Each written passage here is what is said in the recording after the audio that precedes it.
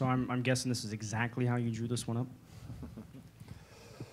Well, if winning the hockey game is what we drew up, I will say that's how we drew it up.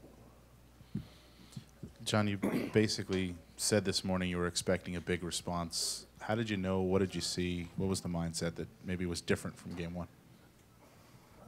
Well, I think in game one we participated in a hockey game, and in game two we came to win a hockey game. That was the difference. I know last week you said you'd run out of adjectives. We'd have to come up with some. We've run out too. What do you say about Tyler Johnson? Tyler Johnson. Ooh. The bigger the game, the better he plays. That's Tyler Johnson. It's unreal to watch. Coach. He put the team on our back, and we all followed. Coach, what did the team do so well, so different? Stan, you moved on me, so I always see you there. I didn't get over it. What was so different about the way the team played? What was so different about the game plan tonight? Well, we went 11-7, so I think, I don't know, a little bit of a different matchup for them against us. I really liked Nesterov's game. I thought he brought jump to our game in the back end. But let's be honest, our will and our determination were at a much higher level than it was game one. We were much more physical, where in game one we played not to get touched, and tonight we were getting dirty. And I thought it just kind of changed the complexion for us. But I got to tip our hat to our penalty kill. And I know we bent a little bit and gave up some goals, but for us to take 4 minors in the first 10 minutes, 5-on-3 for I think it was a minute 21, and to not only come out of that even, but to come up with the lead, I thought that was a huge momentum swing. Gave us a lot of confidence, and we took off from there. But it was ultimately our will that was different. John, with the bigger the play, the bigger the performance, how tough is that for a player? I mean, give us some perspective how difficult it is to be that kind of guy. What do you mean? Like for Tyler? Well, I don't think that's the thing. I don't think it's difficult for him. It's just that's where he is. And I've said this before. You walk into that kid's house and you look at the trophy mantle, and all you see is trophies of where this kid's won: Memorial Cup, Calder Cup, World Juniors. Winning follows that kid, and you have to be you're a special player for that to happen. And Tyler Johnson's not the only one this happens to, but to do it in the greatest league in the world on the biggest stage in the world's most famous arena, it's pretty impressive. It doesn't get any bigger than that. And I don't know. I can't say enough.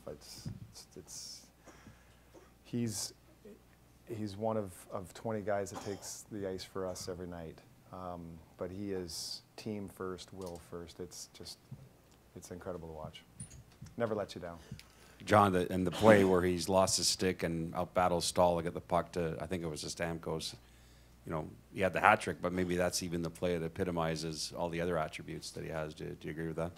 Well, he's an unselfish player. He's a team first guy, but as much as Tyler got on the score sheet tonight and he had the hat trick, but if anybody was really watching, did you see the way Andrei Palat played?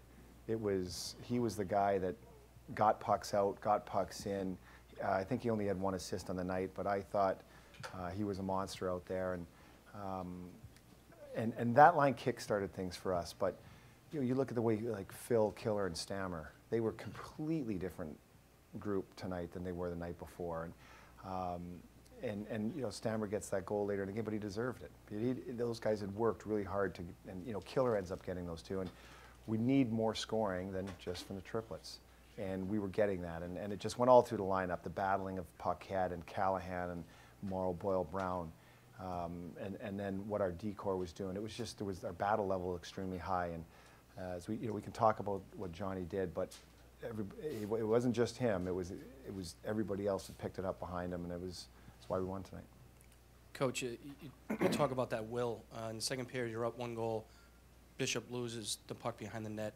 Hedman comes over, slides into the crease to keep that puck out. Just What do you think of a Well, play like that? you got to do those things to win games. It doesn't.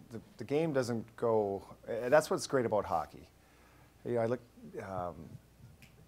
There's just different bounces. Players have to adapt. The game is so fast. We were sitting when we came in after the second period, and I was sitting. There was a 1-goal game. I thought, wow, the fans. I know the New York fans are losing the game by 1, but they were getting their money's worth. That game had everything, and. I'll tell you the one thing, it was, and I hope Brad's all right, the ref, that didn't look good, but it was a tough part of the game because we really had things going, and then the game, unfortunately, had to slow down a little bit because the ref, unfortunately, got injured, and then we took that penalty, and I thought it's kind of swung things in the Rangers' favor. They get the PP goal that goes off Coburn, but those guys are trying their hardest to keep it out. Unfortunately, that goes in. But for us to come out of that second period with the lead was huge because New York kind of had a little vibe going there. And, but you have to do those things to win a hockey game, and they did. John, there was a sequence early in the third where Bishop made those back-to-back saves against Nesh and Fast. You guys scored shortly thereafter. How huge was that sequence for you guys? Well, let's be honest. There's 4 teams left, and there's so many good goaltenders in this league, but your goalie's got to make some saves for you. And he doesn't always have to win a game for you, but he can't lose it. And you look at what Hank's done for them, what Bish has done for us. You look at Anderson yesterday, the save he makes on Kane. Who knows how that game goes if he doesn't make that save? You know, what Crawford's done. And that's, your goalie's got to make some plays for you. Ultimately, he's the last line of defense, and usually he's the guy that gets the finger pointed to him if he hasn't done well. But more often than not, when they do well, they should be patted on the back, and that's what Bish has done for us. He's another one. As these games have gotten bigger, he's stood tall. John, how big? John, how big was Brian Boyle? Straight ahead, to your left. Here we go. Right. That's not really straight ahead. It's okay, it's to your right. He's straight ahead. All right, go ahead. Brian Boyle back in the lineup. How big was it for your club to have him as face-off? For us. He hasn't played, he hasn't skated much, so it took him a little bit to get his legs going. But he's just I felt awful for him for his first shift. He gets on there for 5 seconds, takes a penalty.